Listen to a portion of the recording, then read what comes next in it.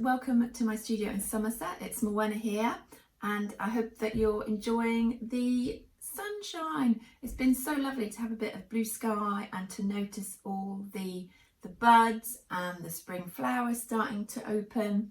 It's lovely. Hopefully you enjoyed that little intro showing those signs of spring and that you've been noticing some where you are.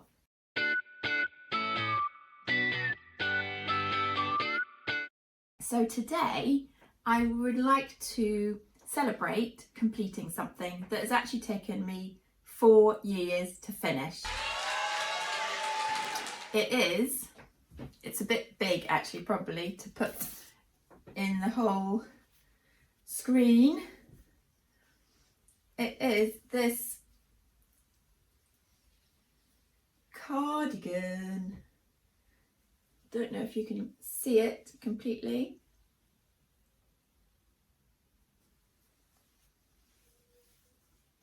So it's pretty big. It's big. So this cardigan, 4 years to make this. And in this episode, I just want to talk a little bit about the process of making it, the timeline, why on earth did it take me 4 years to finish it. Some of you will probably already guessed why it took 4 years.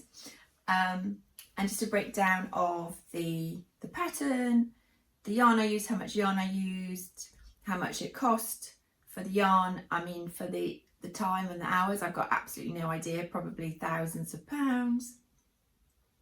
And also a little bit about what worked for me in terms of motivating me to get it finished. And I'd also be interested to find out from you, how do you finish big projects or projects that you sort of get stuck on? What are your tips and techniques? I'll share what's worked for me, and I'd like to hear from you too.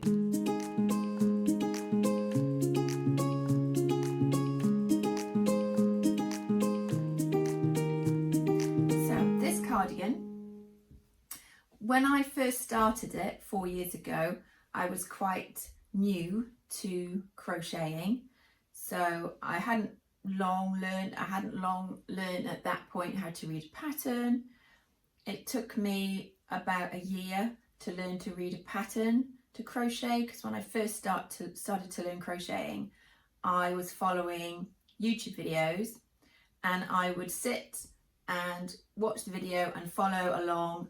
And the way I learned to read a pattern was I found a YouTube video that also had a written pattern that went with it. I printed out the written pattern so I could look at the written pattern and watch the video and figure out what the words meant, what the language for crochet meant. And that's how I learned how to read a pattern. So when I started this one, it took quite a while to find a pattern that my partner wanted. So I was thinking, I can crochet now, I can crochet anything, I'll crochet you a nice cardigan. Eventually found a pattern that he liked, and it's this one. It's by Heart Hook Home. So I got this on Etsy.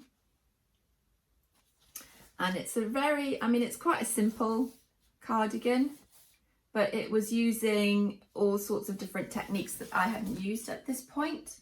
So I think initially when I got the pattern, I thought, yeah, great, it looks straightforward, but I felt a bit intimidated and overwhelmed by it because it was something new. Then it was finding the right yarn. So the yarn that it recommends, I couldn't get hold of in the UK, and also wanted to use a natural fibre, so 100% wool.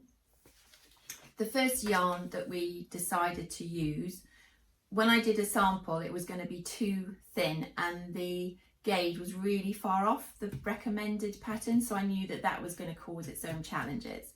So that meant it took a bit longer then, a bit more searching, a bit more research to find a yarn that was similar in weight and that Richard liked, and that he would be nice, knitted up as this sort of, I can see just wobbled then, sorry about that, this type of cardigan. It's sort of a house cardigan, a kind of a version of a smoking jacket, even though he doesn't smoke, if you know what I mean.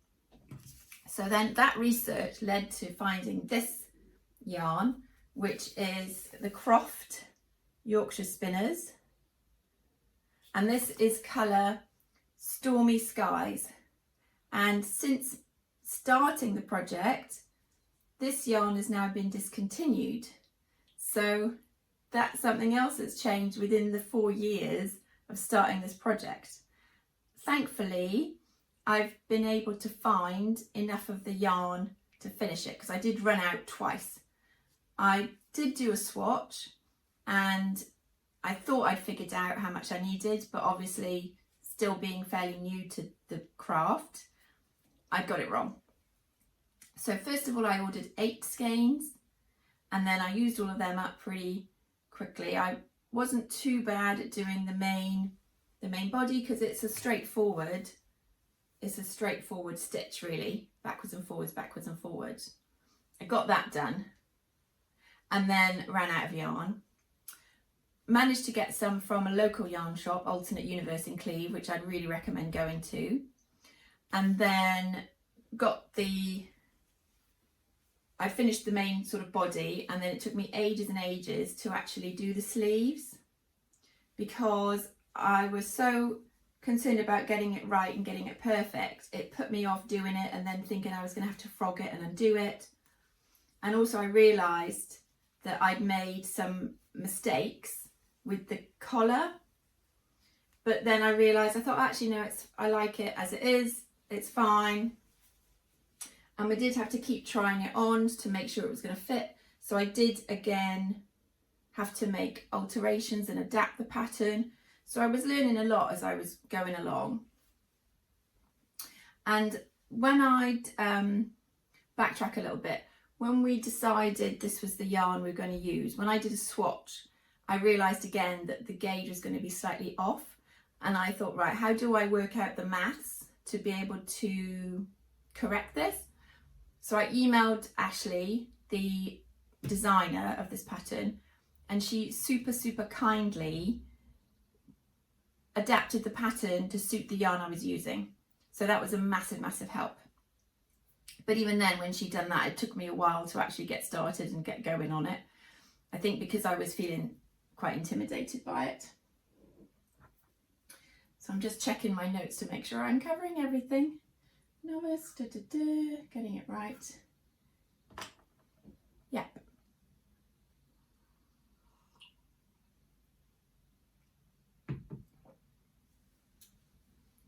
So it was originally intended as a birthday gift. So for 3 years, Richard had to have something else because I hadn't finished the cardigan. And then this year, I thought, right, come on, got to get it finished. I've got lots of outstanding projects.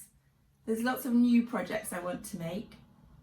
I felt that having all those unfinished projects were filling up my mind and making it a very busy place. So I'd be thinking about finishing those, thinking about starting new ones. So I thought, right, I really need to get this finished.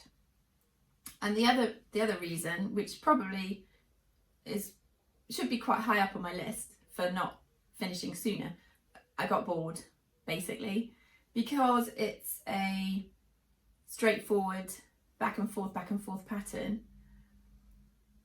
I found after a while that I just didn't want to pick it up and do it. There were other things that I wanted to make, mainly the amigurumi, small projects where you could see a character developing. They were much more fun.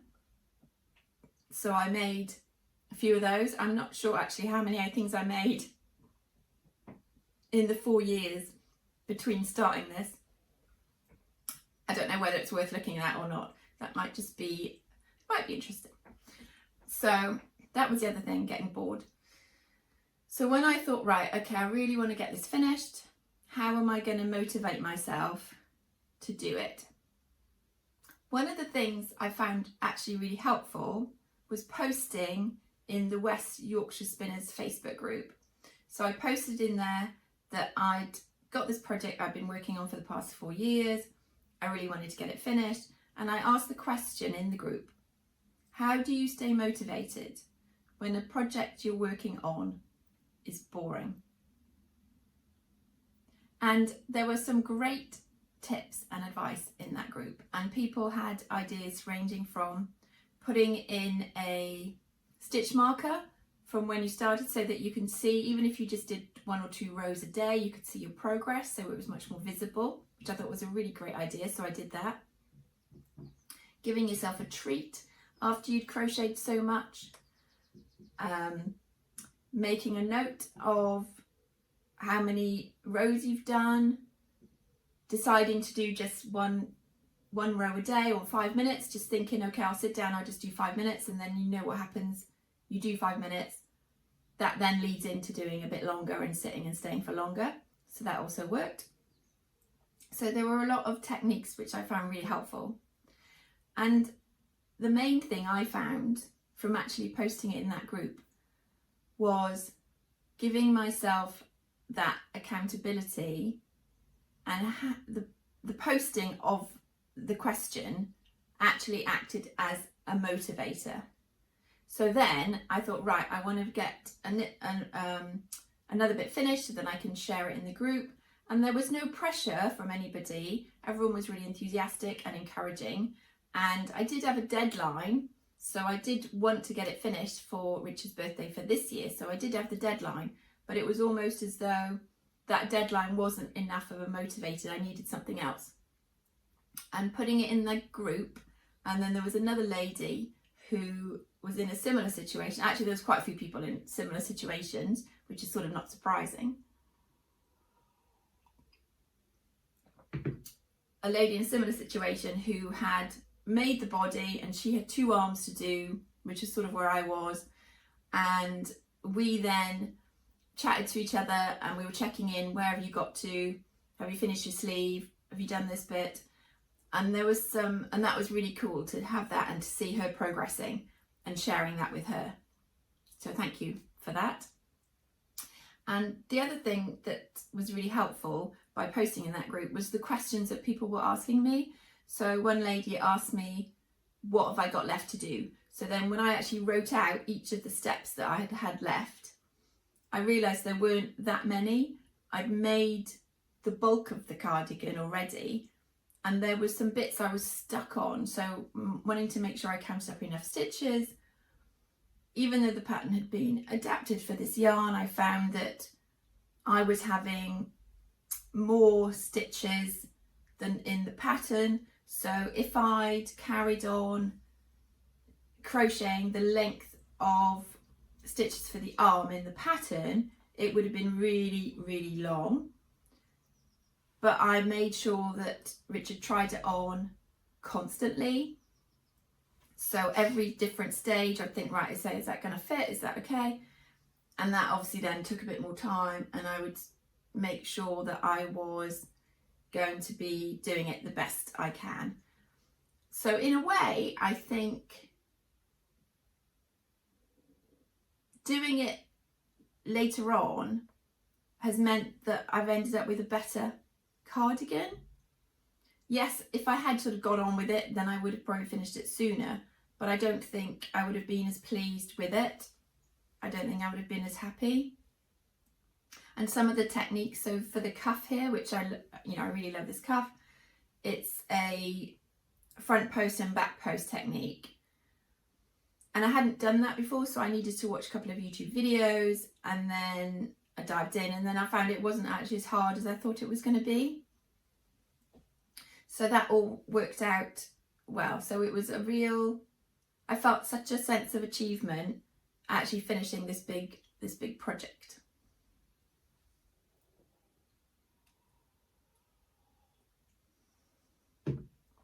Just check if I've got everything on my list.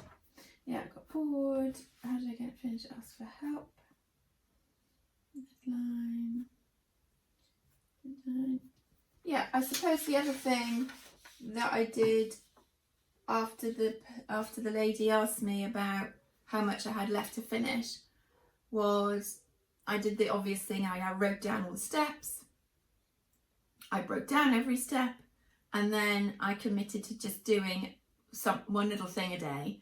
So even if I was feeling like I couldn't be bothered to crochet any of it, I thought, no, I'll just do one row. Let's just do one row on the sleeve. And then before I knew it, I'd finished the sleeve, and I managed to finish it in time for Richard's birthday this year. I also added pockets to it. Let's see if I can show you the pockets.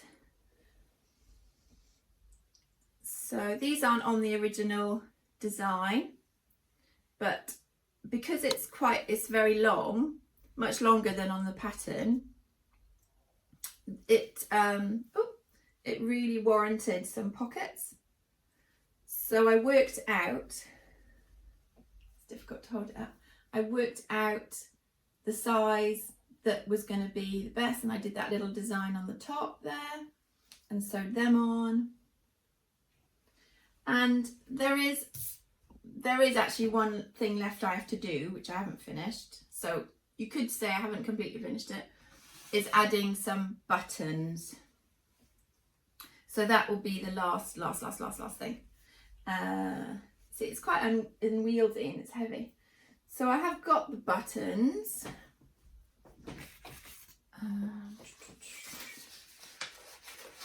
Got these ones.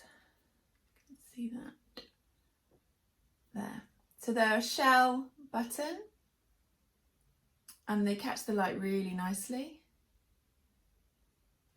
So I found those from a shop on Etsy.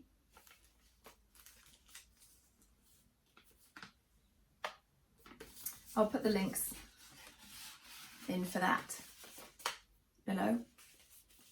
So I do have to add the buttons, but saying that, the actual cardigan is finished, and since giving it to Richard, he hasn't really taken it off. He's been wearing it loads, so that's made it worth it. And every time I see it, I think, wow, I made that. That's really satisfying.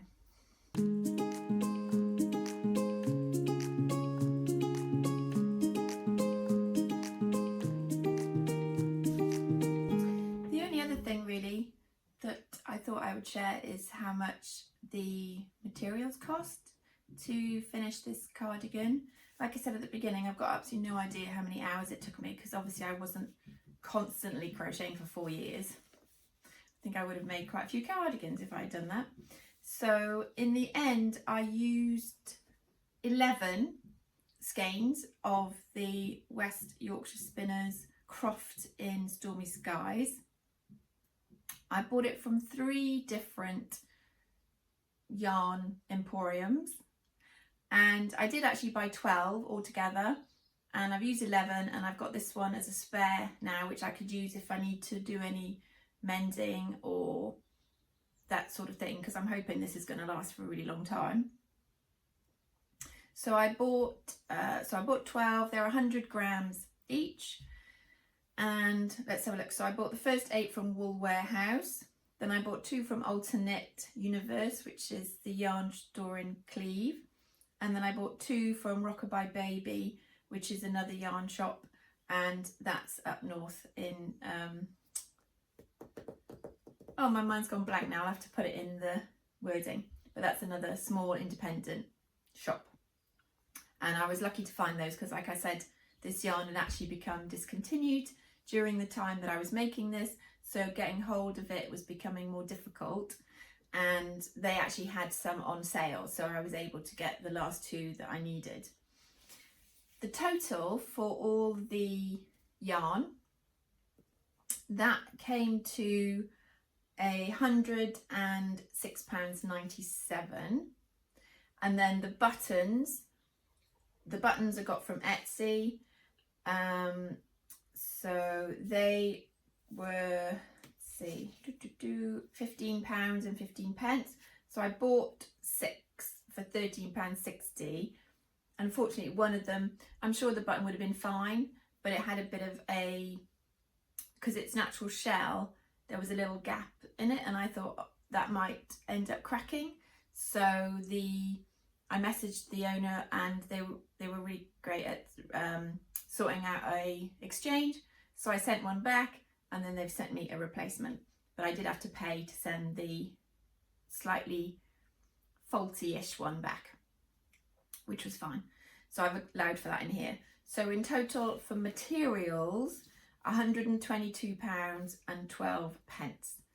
So it seems like a lot, but I think when you think about the lovely quality of the yarn, so it's 100% wool, it's going to last this for a really, really long time, hopefully. So I could imagine Richard being like 100 and still wearing this cardigan. So it's going to last, it's going to last. And I've learned a lot during the process of making it, both about crocheting something like this and then how to keep myself motivated when making a project of this size. So I'll know now the next time I contemplate something like this, what things I need to have in place to help me to finish it. And I'm going to use those things that I've learned to apply to my next set of UFOs, because I still have quite a few, and I would like to finish them. I think that's the other thing, is looking at them and thinking, do I want to finish this? And if the answer is no, then that's fine. Just actually unravel it and maybe use the yarn for something else. Doesn't really matter. Better the yarn's being used for something else than having loads of unfinished projects around. That's sort of the realization I'm coming to. And in the meantime, so that's, I think that probably wraps up the cardigan. As a result of working on this, I haven't done anything more on my disco socks that I was talking about in the previous episode, because all my mind was focused on getting this done. So everything was about getting the cardigan done. And now that's finished, apart from getting the buttons on, that's meant I can go back now and look at doing the disco socks. So back to doing some of the tests for the text, and then making up my second sock for that. So that's good. One final thing, which I will actually do a separate episode on, but I just wanted to share what the result of finishing this has meant. So having made the cardigan, another celebration, because I think it's important to celebrate when we achieve these long-standing projects.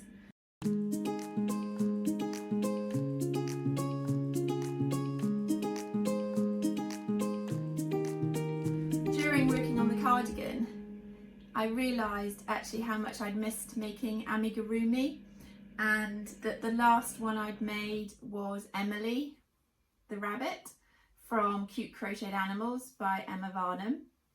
So I'd made this now a while ago, and I thought, right, as soon as I finish this cardigan, I must stop banging the table because it makes the tripod move. As soon as I'd finished the cardigan, I was going to make an amigurumi, and I recently got a copy of the Cute Crocheted Wild Animals by Emma Varnum, and I was thinking I would make the giraffe, but when the book arrived, I decided I was actually going to make the monkey. So here's a little sneaky peek of what I'm making next. They're just so fun, just so fun.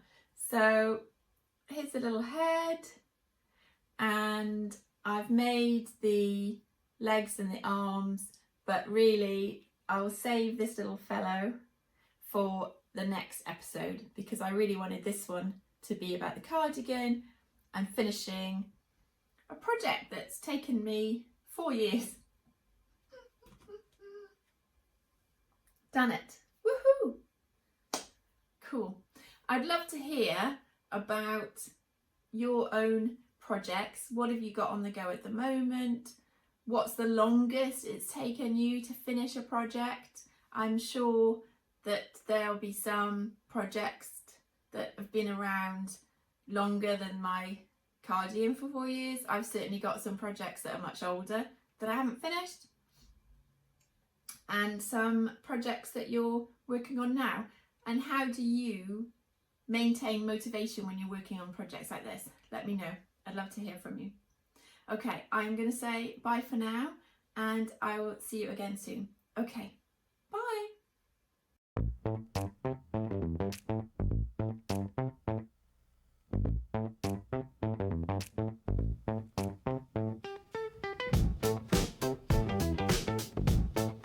Back on to some crochet today.